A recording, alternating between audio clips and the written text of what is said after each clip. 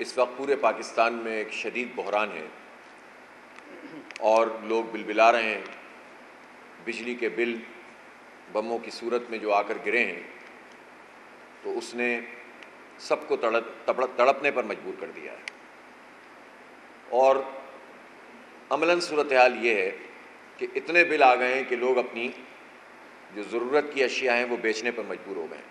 हमारे पास ऐसी इत्तलात आ रही हैं कि ख़वातीन अपने ज़ेवरात तक बेचकर ये बिल अदा कर रही हैं। आप इससे अंदाज़ा कर सकते हैं कि IMF की ग़ुलामी में और अपनी मराहत को न छोड़ते हुए इस हुक्मरान तबके ने किस तरह से हमें इन अज़ाबों में मुब्तला किया हुआ है। कल ही पेट्रोल की कीमत में इजाफ़ा किया गया है, गैस की कीमत में इजाफ़ा किया गया है और हमें ये खुशखबरी सुनाई जा रही है कि 15 तारीख़ को जो IMF वाले हमसे फिर बात करेंगे तो हम मज़ीद चीज़ों में इजाफ़ा करेंगे। गोया जो एक ज़ालिमाना बजट पेश हो चुका है वो भी अभी नाकाफ़ी है इनकी हवस पूरा करने के लिए और ये आवाम को मज़ीद टैक्सों के बोझ तले दबाना चाहते हैं। इस वक्त तनख्वाहदार तबका इंतहाई अजियत का शिकार है। उन पर टैक्स नहीं लगाया जा रहा, उनसे टैक्स वसूल नहीं किया जा रहा। बड़े बड़े लोग मज़े कर रहे हैं। IPPs में वो सारे लोग जिनका ताल्लुक़ मुख्तलिफ़ पार्टियों से है, हुकूमती पार्टियों से, उनकी अय्याशियाँ लगी हुई हैं। हमारे ये बिजली के बिलों में जो टैक्स लगे हुए हैं, जो पेट्रोल पे लेवी लगाई गई है, इन सब पैसों के नतीजे में हम पेट भरेंगे उन जालिमों का जो पहले ही हज़ारों अरब रुपए लूट के चले गए हमारे। और वो IPPs वाले हैं कि जिन्हें कैपेसिटी चार्जेस के नाम पर हम पेमेंट देंगे, अपने खून पसीने की कमाई देंगे। और बजाय इसके कि हुकूमत को कोई शर्मिंदगी हो, प्राइम मिनिस्टर साहब बड़े एजाज़ से बताते हैं कि हमने IMF के साथ मिलकर बजट बनाया है। और वो जो चीज़ हमेशा से लोगों के लिए शर्म का बायस होती थी, लोग छुपाते फिरते थे कि IMF के कहने पे कोई बजट बनाया गया है, अब अलल ऐलान वो कह रहे होते हैं। इससे आप अंदाज़ा लगाएं कि इन लोगों की जहनी सतह क्या हो गई है, सोच की सतह क्या हो गई है, इनका जो मेयार है वो क्या हो गया है और ग़ुलामी में किस तरह से ये मुब्तला हो चुके हैं। तो ये जो हमारा हुक्मरान तबका है जो हमारे सरों पर मुसल्लत है, जिसकी बरात में इजाफा किया गया है, जिन्हों जो कुछ छोड़ने के लिए तैयार नहीं है, ये इस वक्त अलामती तौर पर ये असम्बली कर सकती थी ना कि वो अपनी मराहत छोड़ देते और इसमें सारी पार्टियां एक हो गई और इन मराहत को कबूल कर लिया। ये जो बड़े बड़े ब्यूरोक्रेट हैं, जिनकी गाड़ियां हैं, जिनको पेट्रोल फ्री मिलता है, जिनको बिजली फ्री मिलती है, जजेस को भी इसमें सामने आना चाहिए था और कहना चाहिए था कि हम भी अपनी मराहत कम करते हैं। जर्नलों को सामने आना चाहिए था। जितने आला फौजी अफसरान हैं, जब आर्मी चीफ साहब मुल्कों जाते हैं प्राइम मिनिस्टर के साथ कि मईशत के लिए हम डॉलर्स लें, कर्जे लें, इन्वेस्टमेंट की बात करें, तो इसका मतलब ये है कि वो इस पूरे अमल में शरीक हैं। जब वो इस अमल में शरीक हैं कि जिसमें हम कर्जे वसूल करते हैं और कौम उसका सूद अदा करती है, तो फिर उन्हें फौज में भी अपने अफसरान की मराहत में कमी करनी चाहिए ताकि कौम को ये मैसेज मिले कि हर तबका हमारे साथ खड़ा हुआ है। इसी तरह से आप देखते चले जाएं तो आपको एक महदूद किस्म के तबका पनपता हुआ महसूस होगा और गरीब आवाम तो गरीब मिडिल क्लास फारिग हो रहा है बिल्कुल। आप पूछें वो तनख्वाहदार जिसकी तनख्वाह अगर माहाना 2-3 लाख रुपए भी है तो उसका खर्चा उसके लिहाज से है, उसके बच्चे उसके लिहाज से पढ़ते हैं, उसका बूदोबाश वाला होता है, तो उसके नतीजे में जो टैक्स कटेगा तो वो कैसे पूरा करेगा? जिसकी सैलरी लाख रुपए के उसमें आती है वो कहां से पूरा करेगा? इस रियासत ने और इस हुकूमत के पूरे निज़ाम ने और इस अशराफिया ने जो हमारे सरों पर मुसल्लत है, हमें तो अच्छी तालीम से महरूम कर दिया है। अब तो तालीम खरीदनी पड़ती है। जितनी अच्छी तालीम बच्चों के लिए चाहिए उतने अच्छे पैसे दो। ये एक कमोडिटी बना दिया है इन्होंने। सेहत की सहूलतों का हाल ये है कि पहले ही मफकूद हैं और फिर उस पर उन्होंने अद्वियात के खाम माल के ऊपर टैक्स लगा दिया है। फिर इन्होंने एक और काम ये किया है कि जो बहुत बुनियादी किस्म के, जिनका ताल्लुक जान बचाने से भी है। मिसाल के तौर पर एंजियोग्राफी अगर करनी है, स्टेंट डालने हैं दिल के मरीज को, उसमें भी 18%, 20% टैक्स लगा दिए। तो आप ये बताएं कि पाकिस्तान में गवर्नमेंट सेक्टर में कितने फीसद लोगों को जो है दिल के मरीजों को सहूलत हासिल है। तो कुछ एक जो प्राइवेट सेक्टर में लोग जाकर इलाज कराने पर मजबूर हैं, मजीद वो महंगा हो जाएगा। तमाम चीजों को जो है वो आप इस तरह से ले रहे हैं। फिर एक्सपोर्ट के ऊपर टैक्स लगा दिया, जिसके नतीजे में अगर कोई रईस सही हमारी कोई अपॉर्चुनिटी होती है कि चलें सनतें काम करेंगी, एक्सपोर्ट होगी, इससे पाकिस्तान को कोई फायदा होगा, तो इस एक्सपोर्ट के ऊपर भी इजाफी टैक्स लगा दिए, लेवी के ऊपर भी मजीद टैक्स लगा दिया, बिजली के ऊपर एक फिक्स टैक्स लगा दिया। कहां जाएं लोग, क्या करें? जाहिर है कि अवाम को इस तरह से हम तनहा तो नहीं छोड़ सकते कि वो मारे मारे फिरते रहे। कोई एक दिन ऐलान करे हड़ताल का, कोई दूसरे दिन ऐलान करे हड़ताल का, लोगों को पता ही ना चले कि कौन कर रहा है, क्या कर रहा है। पॉलिटिकल पार्टीज को तो कोई इस वक्त अवाम का ख्याल है नहीं, सब अपने अपने धंधों में लगे हुए हैं।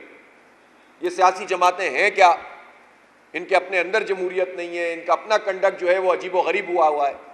हम उनकी तरफ नहीं जाते, लेकिन जमात इस्लामी ने इस बात का फैसला किया है कि हम आवाम को इस तरह दर बदर की ठोकरें खाने पर हम नहीं इस तरह से देख सकते तमाशा। और हम समझते हैं कि उनके इस पूरे मसले को जेन्युइन तरीके से लीड करना चाहिए। पहली बात तो यह है कि हम मुल्क गिर हड़ताल पर मुशावरत कर रहे हैं और उसको भी जो है वो अडॉप्ट करेंगे। लेकिन हमने आज अपनी मुशावरत में 2 दिन पूरे पाकिस्तान की लीडरशिप आई हुई थी, और फिर उसके बाद आज हमने अपने जो हमारे सूबे हैं और हमारे शहर हैं, अहम तरीन जो मराकज़ हैं, उन सब की एक मीटिंग अभी थोड़ी देर पहले मुकम्मल हुई है, और उसमें यह फ़ैसला किया है कि हम 12 तारीख़ को इंशाअल्लाह इस्लामाबाद में एक ज़बरदस्त अज़ीमुश्शान धरना करेंगे। ये एहतजाजी धरना बिजली के बिलों में कमी के लिए होगा, टैक्सों की कमी के लिए होगा, मराहत याफ्ता तबके को अपनी मराहत ख़त्म करनी होंगी, बिजली के पर यूनिट वैल्यू को कम करना होगा और इन टैक्सेस के इसके निज़ाम को ख़त्म करना होगा। और ये जो ज़ालिमाना स्लैब सिस्टम है कि 200 यूनिट पर आपकी 2000 होंगे, 4000 होंगे, 2000 होंगे, और उसके बाद आप 1 यूनिट बढ़ जाए तो 5000 रुपये में इजाफा हो जाए, ये स्लैब सिस्टम के ख़िलाफ़, इसके ख़िलाफ़ ये धरना होगा। और हम वहाँ बैठेंगे और फिर हम देखते हैं कि हुकूमत किस तरह से ये ज़ालिमाना इक़दाम कर रही है। इनको पीछे हटने पर इंशाअल्लाह अल्लाह ने चाहा तो हम मजबूर करेंगे। बहुत हो गया है, कहाँ जाएं, मारे मारे फिर रहे हैं तनख्वाहदार लोग। एक तरफ सूरत हाल ये है कि 2 साल में ये फ़र्क वाक़ई हुआ कि गुज़िश्ता से पेवस्ता साल के मुकाबले में गुज़िश्ता साल में 119% जो प्रोफेशनल लोग थे वो मुल्क छोड़कर चले गए, और लोग तलाश कर रहे हैं कि किसी तरह हमें रास्ता मिले और मुल्क से बाहर चले जाएं। ये डॉक्टर्स, ये इंजीनियर्स, ये IT स्पेशलिस्ट, ये प्रोफेशनल लोग, ये चार्टर्ड अकाउंटेंट्स, ये अगर मुल्क में नहीं रहेंगे तो कौन चलाएगा निज़ाम? मेडिकल की फील्ड में इतना बड़ा खला है, पैरामेडिकल स्टाफ है, इसकी पाकिस्तान को ज़रूरत है। हर जगह आप लोग तलाश कर रहे हैं कि दुनिया में जगह तलाश करें और पाकिस्तान से जाएं। उसकी वजह यह है कि पहले महंगाई, बेरोज़गारी, बदअमनी और फिर टैक्सों की भरमार। जो प्रोफेशनल आदमी ज़रा किसी अच्छी जगह पर कमाने के काबिल है अपनी पेशा वराना सलाहियतों के एतबार से, तो अब आप उस पर मज़ीद टैक्स आयद कर दें ताकि फिर वो इस काबिल न रहे कि ठीक है इस मुल्क से हम चले जाते हैं। चूँकि जब वो देखता है कि तालीम भी ख़रीदनी है, अमन भी ख़रीदना है, सेहत की सहूलत भी ख़रीदनी है, और टैक्सों पे टैक्स लग रहा है, तो ये जब हुकूमत कुछ भी नहीं दे रही तो फिर हम यहाँ क्या करें? और ये वो एक अमूमी रुझान है जो पाकिस्तान के नौजवानों में पैदा हो चुका है, जो पाकिस्तान के लिए अच्छा नहीं है। इस हुक्मरान तबके ने हमारे नौजवानों को ये पाकिस्तान दिया हुआ है। हम इस पाकिस्तान को इन जालिमों के हाथ में देकर मजीद बर्बाद नहीं कर सकते। 25 करोड़ लोग बाहर नहीं जा सकते। 30 साल तक की उम्र के तकरीबन 60% लोग हैं इसमें से। आप अंदाजा लगाइए, ये कोई 15 करोड़ की तादाद बनती है। 15 करोड़ लोग क्या मुल्क से बाहर चले जाएंगे? तो फिर क्या करेंगे? मुनशियात के अड्डे खुले हुए हैं, स्ट्रीट क्रिमिनल पैदा हो रहे हैं, और रही सही कसर यह है कि बस हर चीज़ को कंट्रोल करने के लिए ताकत का इस्तेमाल करो, ऑपरेशन करो। इस माइंडसेट के साथ इस मुल्क को चलाया जा रहा है। मर्जी के नतीजे हासिल करो, फॉर्म 47 की हुकूमतों को मुसल्लत करो और इस तरह से जो है वो पूरे के पूरे इख्तिदार पे कब्जा कर लो और अय्याशियां करो, लूट मार करो, तो ये तो नहीं चलेगा। पाकिस्तान के इन नौजवानों को, पाकिस्तान के अवाम को हम इस तरह से तनहा नहीं छोड़ सकते। 12 तारीख को इंशाअल्लाह ये तारीखी धरना होगा इस्लामाबाद में। ये जमात इस्लामी का धरना है। हुकूमत से कहता हूं कि वो होश के नाखून ले, वो अपनी चीज़ों को ठीक करो, अवाम को रिलीफ दो, बिजली के बिल कम करो, टैक्स कम करो, कोई दूसरी सूरत नहीं है इसके अलावा। हम वहां बैठेंगे और फिर बैठेंगे और फिर उसके बाद वहीं से बैठकर बात करेंगे, फिर पूरे पाकिस्तान में भी इस तहरीक को वहीं से बैठकर चलाएंगे इंशाअल्लाह। ये हक दो अवाम को तहरीक है, ये हक दो पाकिस्तान को तहरीक है। ये जमात इस्लामी ने शुरू कर दी है। अभी कोई इंतखाब नहीं है, हम उस तरह की पार्टी नहीं है कि जब इंतखाब हो तो पार्टियां तुलू हो जाएं और इंतखाब खत्म हो तो पार्टियां गुरूब हो जाएं। हम जो सियासत करते हैं वो अवाम की बुनियाद पर करते हैं, इसको इबादत समझ के करते हैं, अवाम के इशूज़ पर करते हैं। हमारी सियासत नफरत की नहीं है, अफराद की नहीं है। हमारी सियासत जो है अवाम के हक की खातिर है। इसलिए हक दो अवाम को तहरीक, और 12 तारीख को इंशाअल्लाह तारीखी धरना होगा। और इस दौरान में हड़ताल के हवाले से भी हम मुशावरत कर रहे हैं। मैं ताजरों से भी कहता हूँ, सनतकारों से कहता हूँ, ख़ास तौर पर ये जो तनख्वाहदार तबका है, मिडिल क्लास लोग हैं, प्रोफेशनल लोग हैं, वो हमारी इस तहरीक का हिस्सा बने। पाकिस्तान में कोई और नहीं है कि जो इन हालात में उनको लीड कर सकता हो। जमात इस्लामी अपना फ़र्ज अदा कर रही है और ये दायरा जितना वसी होगा, जो मजलूम तबकात हैं, महरूम तबकात हैं, जो इस मराहत याफ्ता और अशराफिया से मुतासरा लोग हैं, ये जितना हमारे इस पूरे निज़ाम में, इस काम में साथ आते चले जाएंगे, मिलते चले जाएंगे, इंशाअल्लाह एक क़ुव्वत बनती चली जाएगी। इसके अलावा कोई दूसरा रास्ता नहीं है।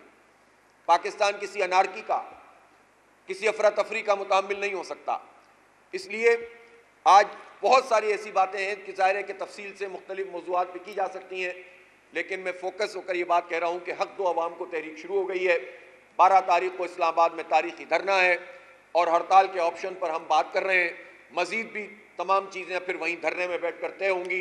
हुकूमत के पास कोई दूसरा ऑप्शन नहीं है सिवाय इसके कि वो अवाम को रिलीफ दे, टैक्सों को कम करे, बिजली के बिलों को कम करे। आप अंदाज़ा तो लगाइए कि लोड शेडिंग की सूरत हाल मुल्क में कितनी ख़तरनाक है। शदीद गर्मी और शदीद लोड शेडिंग। क्यों?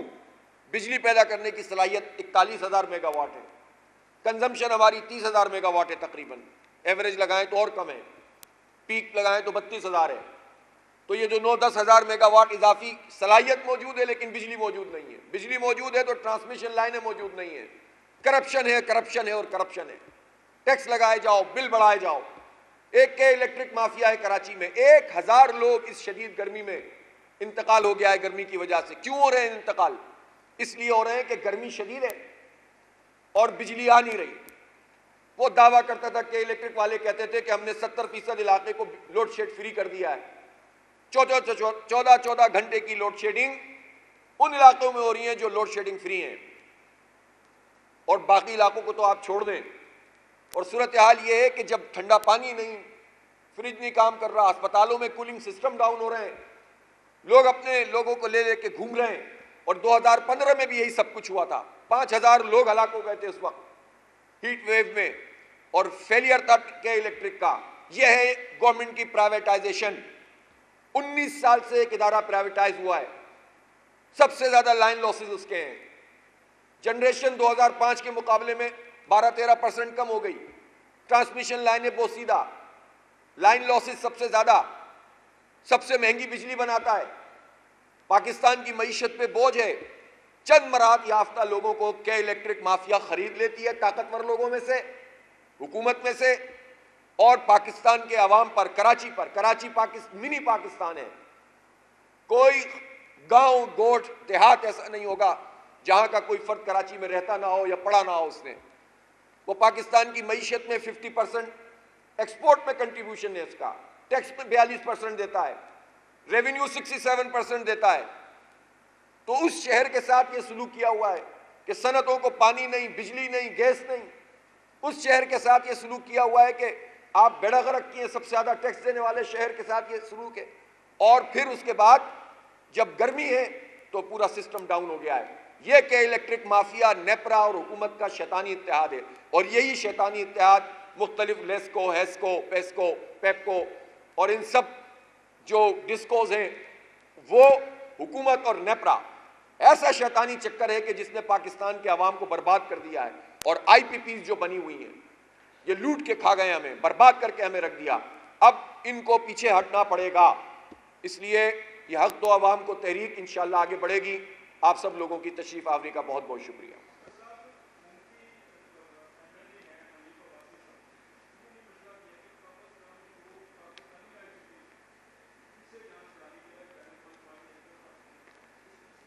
ये तो हम रोजाना बात करते हैं ये वाली।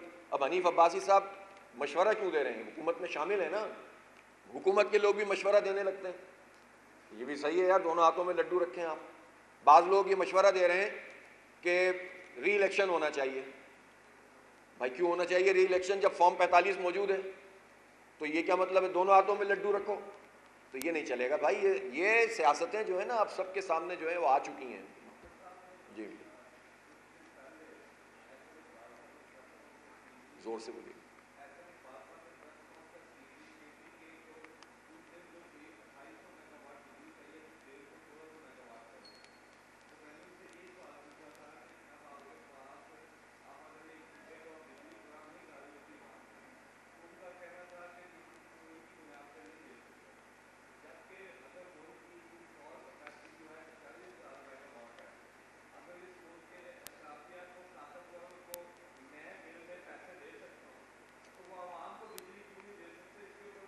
नहीं, बिल्कुल यही तहरीक है।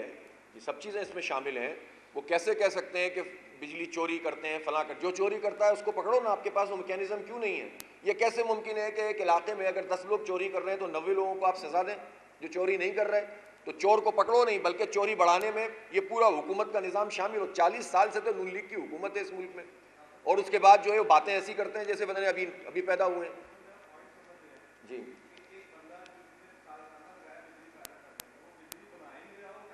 वो एक अलग बात हो, तो मैंने हाँ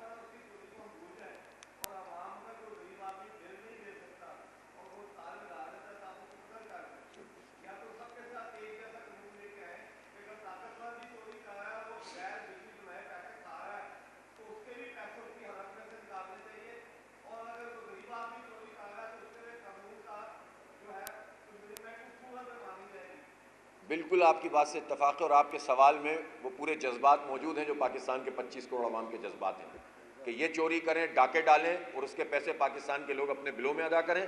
और बिजली काटने के लिए आप कहें कि जनाब इलाके में चोरी होती है, सूबे में चोरी होती है। भाई चोरी होती है तो तुम ही तो चोर हो। एक ही तबका तो है जो हुकूमत में मुख्तलिफ पार्टियों में होता है।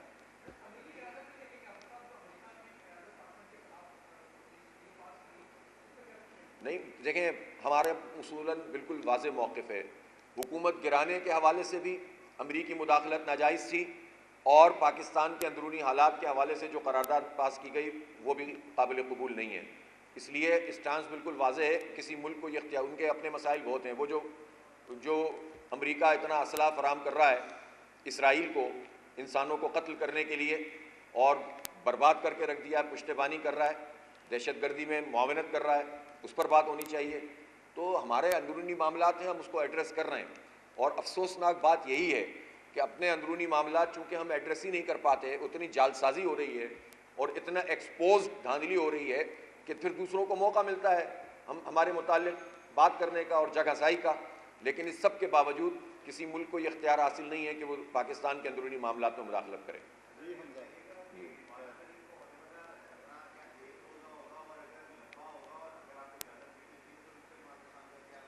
अव्वल तो ये है कि इजाज़त हम लेंगे नहीं उनसे, धरना करेंगे इंशाअल्लाह, और रोकेंगे तो भुगतेंगे, सीधी बात है। दूसरी बात ये है कि धरना शुरू करने का हमने मुतय्यन किया है, ख़त्म करने का भी कोई फैसला नहीं किया।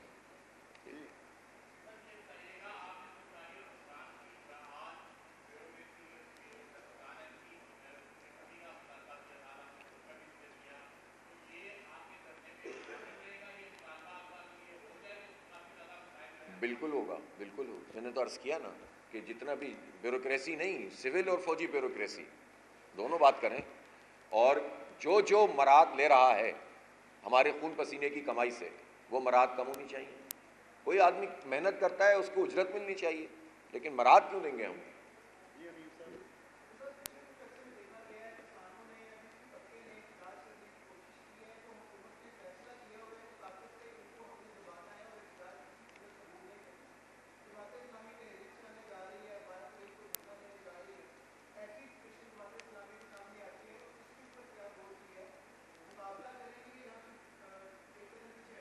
देखें, जमात इस्लामी के बारे में आप लोग अच्छी तरह जानते हैं कि ये हमारे लिए कोई नई बात नहीं है।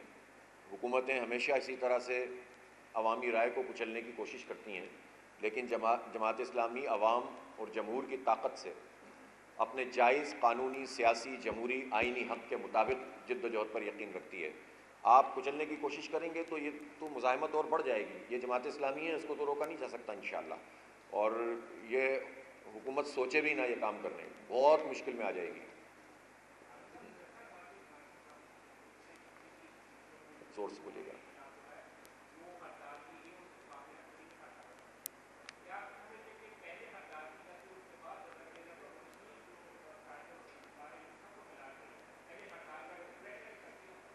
असल में ये तो ज़ाहिर है हो सकती है राय, और ये तजवीज़ आई भी थी कि पहले हम हड़ताल अनाउंस कर दें, लेकिन हो सकता है कि इस दौरान में हड़ताल भी हो जाए।